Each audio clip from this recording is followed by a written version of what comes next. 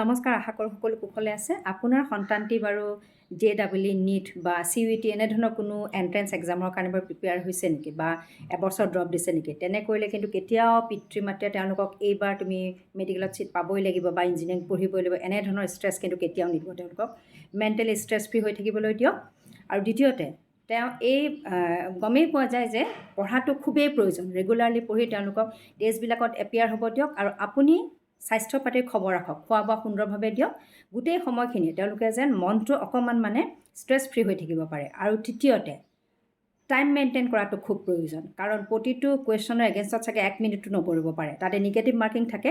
গতিকে আৰম্ভণিৰ পৰা কেনেকৈ তেওঁলোকৰ আচলতে সকলো নখ দৰ্পণত থাকিব লাগিব, ইমানখিনি পঢ়াটো অত্যন্ত প্ৰয়োজন। গতিকে টাইম মেইনটেইন কৰাটো কিন্তু একেবাৰে ষ্টাৰ্টিঙৰ পৰা যেতিয়াৰ পৰা প্ৰিপেয়াৰ কৰিছে তেতিয়াৰ পৰাই কৰিবলৈ শিকাওক। তেতিয়া আৰু ভাগ্যখন আছে বাৰু, সেইটো বেলেগ কথা এটা, ভগৱানে নিশ্চয় সহায় কৰিব আটাইকে।